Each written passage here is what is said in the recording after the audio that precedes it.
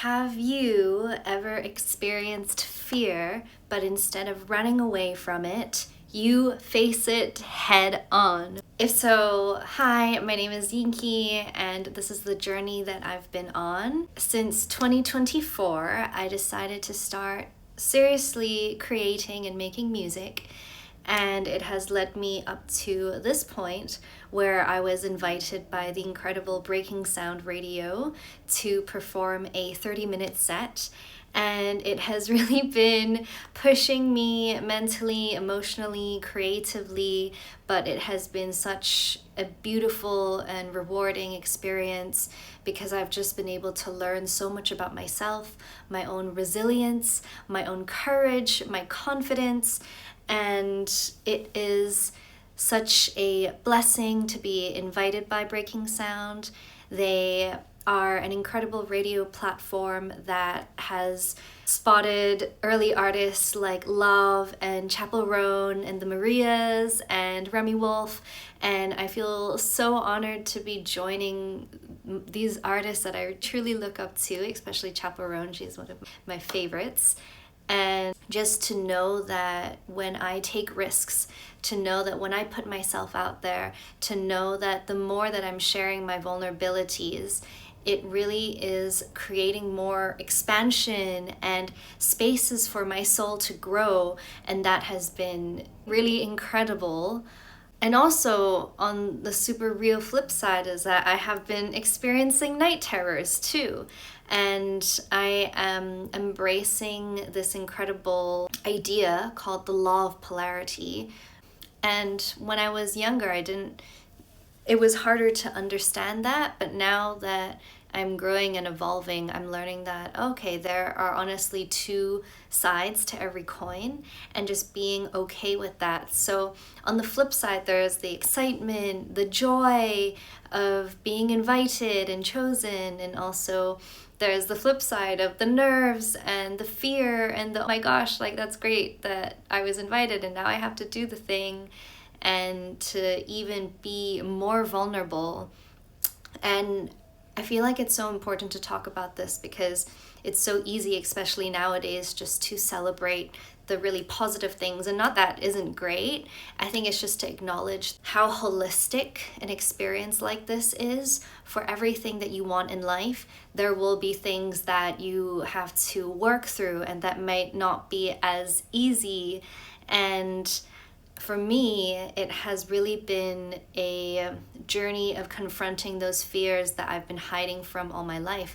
I knew that since I was 4 years old that I loved to sing and I loved to create, but then it was easier to stay as a wallflower and stay hidden in the background.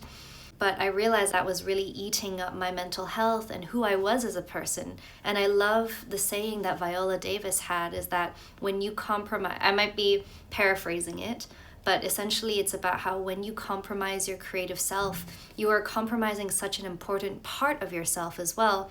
And so I truly believe that as humans, we are on our paths to become more ourselves, more whole, to grow from all these sort of shadow places that might keep us stuck or keep us in different sort of emotional and mental states. And in this moment, I am doing my best to take responsibility for myself, for my creativity, for my path, for my alignment, and to really honor the inner child inside who knows that this is something that I'd always felt was inside me. The wisdom, the skills, the resilience, the courage. And one of the most incredible monks who ever lived, Thich Nhat Hanh, he is my North Star. And whenever I'm going through something, I always sort of turn to his teachings. And I love what he says when he talks about mindfulness, which is that he explains that we all have these seeds within us, and they are seeds of love and seeds of joy and excitement and compassion and wisdom. And then there's also the seeds of anger, envy, sadness and depression and desolation.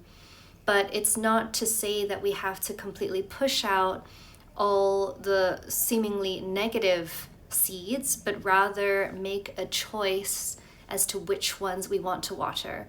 And so I am feeling nervous. I wanted to just share, and so that I hope that by sharing my journey, it inspires you, whether you are on your path of being a creative, but truly you are creative because you're here, of nurturing your creativity, let's say, of expanding your creativity, of who you know that you're meant to be. Like what Oprah always says, she knew that she was born for greatness.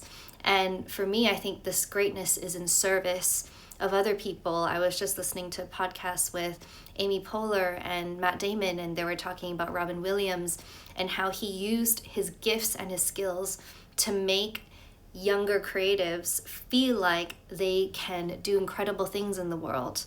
And that is truly my hope, is to pay it forward, to honor the inner child, to honor the young me who felt so alone and lost and wondering why I had to hide and had to always be still when I wanted to move, to be free, to express, to sing, to frolic and float. Whereas I think a lot of what society has been telling us is we should do these things, we should get these certificates and accolades.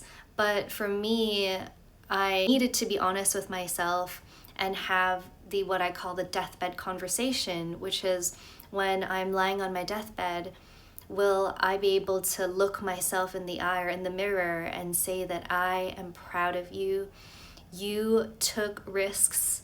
You put yourself out there even though you didn't know what the path in front of you was exactly like. But that's also life, right? I move where I am called. I move where it feels aligned for me, not because I should do something anymore. I used to do that a lot. I step into directions that make me feel more myself, more at ease. And it's not to say that I don't have challenges and problems that I'm facing with, but I feel more well equipped to face them. And it's this deep knowing in my root chakra, like all my chakras align, just feeling that this is what I am meant to be doing. And so thank you so much for being on this journey with me. I cannot wait to share more music with you. And truly, I make music for the sensitive souls who've always been told that they're not enough, that they need to hide, that they should do what is prescribed for them rather than something that they really wanted in their heart. Because I feel like so many of us bend towards other people's expectations. And I did this for such a long time because it felt like that was the right thing to do. But for me, it was no longer working because I was sacrificing myself and my well-being and my needs. And it felt like I was becoming a black star rather than a sun. You know, the sun gives, whereas a black star just takes, and everything revolving around it just starts to shrink. And I didn't want to be that. I wanted to be expansive. I wanted to be a part of the cosmos, be the moon energy in balance with the sun energy, just feeling so in touch with the divine, and just to channel this through my words, my lyrics, the melodies and the songs. And if any of this resonated with you, I would love to hear from you. Again, thank you so much for being with me on my journey, and I appreciate you to the moon and back.